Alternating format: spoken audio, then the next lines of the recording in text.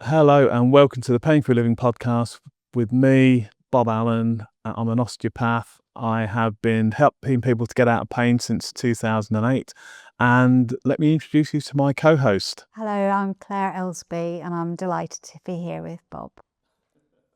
Oh, we're so friendly together. Yes, so today we are going to be talking about stress, the joys of stress and what to do about it, why it happens, and how you can manage it. So without further ado, As a therapy coach, I see clients quite often come saying that they're either suffering from stress or stressful situations and what can they do about it. And there are things, thankfully, that we can help.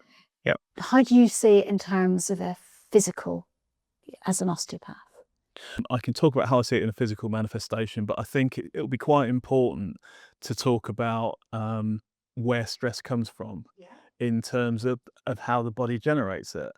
And to do that, we need to talk a little bit about the nervous system. And the nervous system is incredibly complex. It manages all 11 of our body systems, so circulation, digestion, respiration, and a whole host of other things. And I don't want to go down to that depth because that'll take more than one episode of the podcast to talk about. So what I'm going to focus on a little bit more is about the central nervous system, which everybody's heard of, and the autonomic nervous system, which people may not have heard of. So we're going to keep it really, really simple. The central nervous system is the brain and spinal cord. The autonomic nervous system is the parasympathetic nervous system, the sympathetic nervous system, the enteric nervous system, and then the somatic system. So narrowing that down even more, the somatic system is all about muscles and physical sensations and stuff. So that's how our bodies move. The autonomic nervous system is the bit which we have no direct control over. So there's actually three elements to that, but people only ever talk about two of them. So we've got the sympathetic nervous system, which most people will have heard of, the fight, flight, freeze. Then we've got the parasympathetic nervous system, which is rest, digest, and repair. And then we've got the enteric nervous system, which has been known about for the last couple of decades, but most people don't really talk about it, even though we're understanding more how important it is, and we're understanding more and more. Now, if I were to talk about the gut microbiome, most people will have heard of that. So think when I talk about enteric nervous system, think we're talking gut microbiome and how that can influence the body. But again, rather than talking about that, we may talk about that another time. We're going to lump the enteric nervous system in with the parasympathetics. Okay. Yeah. So we've gone from nervous system, narrowed it down to sympathetic, parasympathetic, autonomics. Yeah. Yeah. So as I said before, we've got the sympathetic nervous system, which is fight, flight, and freeze. And we've got the parasympathetic nervous system, which is rest, digest, and recover. Now, when we're talking about stress is a good thing, which I know is hard to believe, but because we always talk about stress in a very negative way, but stress can be positive. It is positive in that if you've got a deadline coming up, if you're going to appear in a show, if you're the star player in a Premier League football team, they will be stressed before they go out on the field or before they do that event. And that just heightens all their senses. That makes them feel better. It makes them ready to perform, whatever that performance is. Um, where it tips over into a problem is if we have chronic stress. So you've got a very demanding boss and you hate going into the office, and just the thought of going into the office makes you feel sick, or you've got a big performance coming up in 6 months' time, but actually you start worrying about it now, and that just builds up to the point where it can cause problems. Um, and then so that's where stress goes from being a good beneficial thing into something that can cause issues. And I know that before the cameras were rolling, we were talking about stress from a mental health perspective as well. That's right. Yes. So what's your take on it, Claire? Well, like you say, we're meant to be able to cope stress in terms of we need stress in our lives. We need stress to make us do things and be able to function. But actually, when, as Bob says, when it tips over and it gets beyond what we can manage or what we feel we can manage, then it starts to become a problem. And I see that manifesting in body language, and I'm sure you as well. So you can see it with people with either start to get chest, really tight chest, particularly people complain of pains in their stomach, in the gut. So it actually manifests itself. Headaches, that's again where people can start to feel, and they can feel their blood pressure rising, they can feel their heart start to, and their breathing gets faster.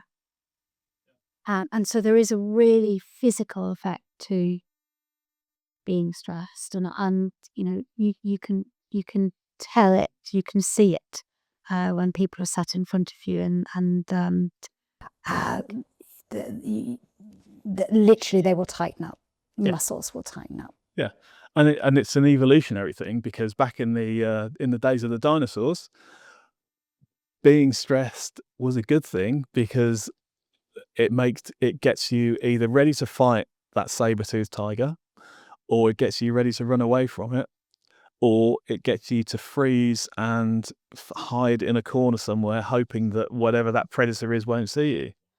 So yeah, as I said, stress originally was a very, very good thing. Even today, stress is a good thing in preparing you for an event or something like that. But when it tips over into those physical manifestations, then stress becomes less good, and we need to address that. So, like you said, from your perspective, you can see the signs of it. From my perspective, it manifests in things like increased tension in the shoulders.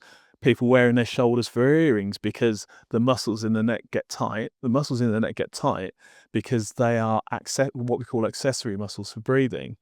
The main muscle for breathing is the diaphragm, which is down here, just around ribs 4 or 5.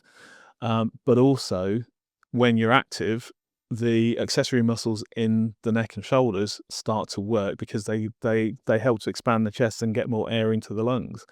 But if they're constantly under tension, then that can cause pain itself. Also, there's a little group of muscles at the base of the skull which can be responsible for headaches. Again, it's more to do with increased muscle tension, which then can affect other muscles, which can then manifest as pain and headaches or migraines, well, those sorts of things. And the pain and that butterfly feeling in the stomach, which we can get, that can tip over into being really uncomfortable to the point of being painful, because again, the gut the gut is part of the autonomic nervous system, gut microbiome.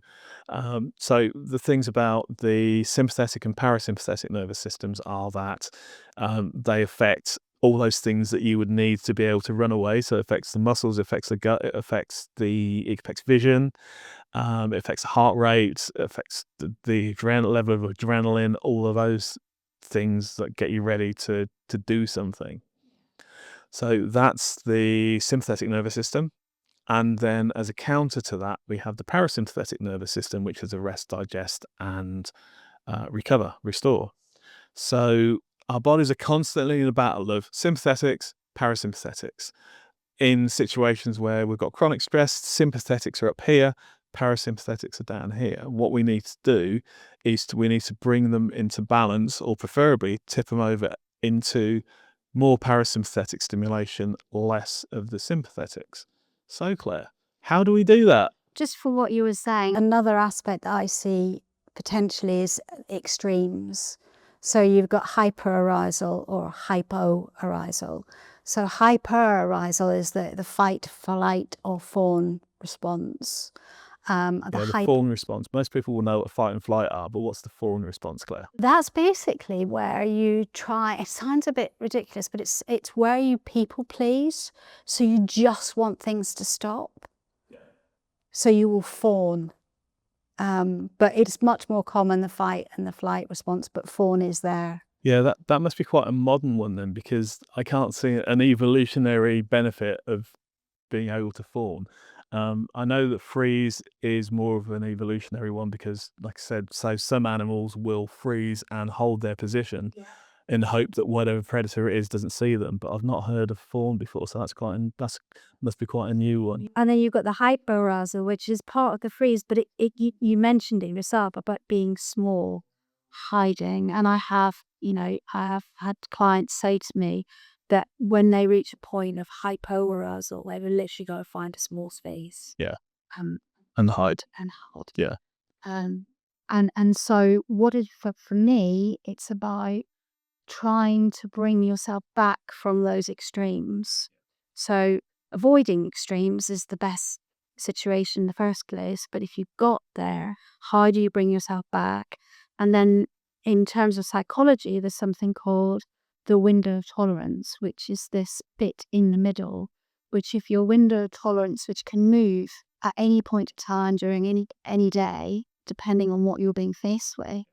But if generally your window of tolerance is quite wide, that basically means you can cope with things. Whereas if your window of tolerance is very narrow, and we all know what it's like to feel, "Oh, I just can't cope anymore. I've had enough. I've had it up to here." And that basically means your window of tolerance is very narrow. So what techniques, what can we do to stretch that window and make sure that window stays as wide as possible so you don't hit the extremes? That's a lot of work I do in terms of working with the clients and looking at their particular situation. Okay. I mean, from my perspective, so I see people who have physical stress potentially through, yeah, because they've got a big event coming up, or because they've got really tight neck, shoulders, those sorts of things. So I can deal with the physical stress side of things.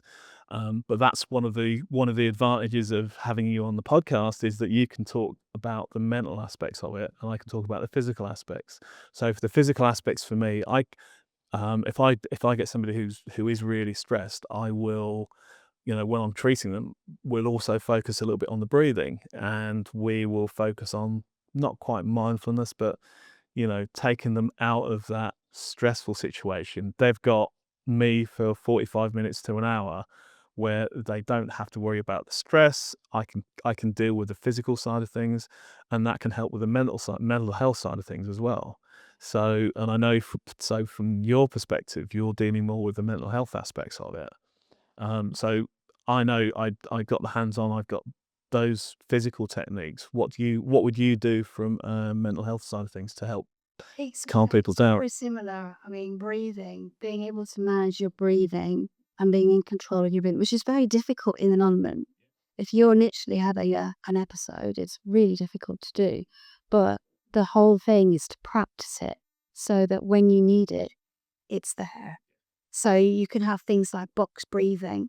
You can have things like grinding techniques. So, for example, in that moment, think of something, look at something you can see, name something you can see, feel something you can touch, know where you are, bring yourself back into the actual moment where you are. And that is known as like a grinding technique.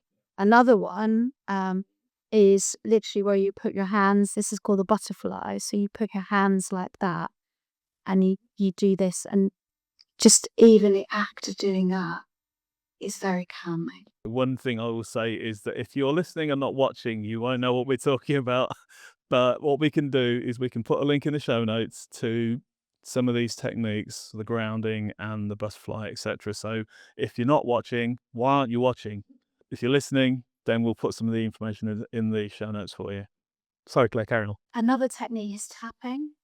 Okay. So tapping is known because that is touching certain points, and it's associating being safe with points. So there are various points in body that you can tap. I know for certain people, it doesn't work for everyone, but for certain people, it's incredibly effective, and you can use it literally in the moment. Yep. Another one, and I realize now that, and not everyone is, to watch, take one of your hands and then breathe in and breathe out as you move the index finger of your other hand round your fingers. And that literally just starts to bring your breathing back. Because you're focusing on something else. Yeah. Okay. So breathing is a major one. Getting out of the situation, taking 5. So getting up, walking around, and to get yourself out of the situation. And again, just take 5 minutes. A very simple thing to do if you possibly can. I know that works for clients. And just breathe. Breathing. I always find breathing very, very helpful. Yeah, yeah. I like all of my clients to breathe. I found that's a real benefit. But yeah, I mean, so I think we've pretty much covered everything regarding stress, from giving everyone a definition of what stress is to how to manage that stress. We mentioned about was it the somatic nervous system? So, yeah, I know it as the somatic therapies. And again, this is particularly relevant for neurodivergent individuals because the process is different. So with a neurodivergent individual, the environment is all important and we take in extra stress via the environment. And so somatic therapy is actually a really good treatment. Again, it's a long-term treatment and it's a practice that would help in moments when you need to call on it. Would this be equally beneficial for people who were not neurodivergent, neurotypical, as we call it? Beneficial for everyone. Right. But it's possibly more effective for someone or something to go to from more neurodivergent individual, I could say. And then we can get into the whole realm of mindfulness. We do not have time to go into the whole realm of mindfulness. Being able to get in the moment, that's the thing. Okay, brilliant. Thank you, Claire. And so there endeth another podcast. Thanks for listening. If you like the show, tell all your friends, drop a comment, leave us a 5-star rating if you really liked it. And what we'll do, so we've talked about quite a few things on this podcast today, which you may or may not know much about. So things like nervous system, things like grounding, tapping, various other aspects that Claire was talking about. What we'll do is we'll put links in the show notes to all of those. So if you weren't watching, you'll be able to click on the link and work out what we meant. So that's all for now, and that's goodbye from me and Bye from me.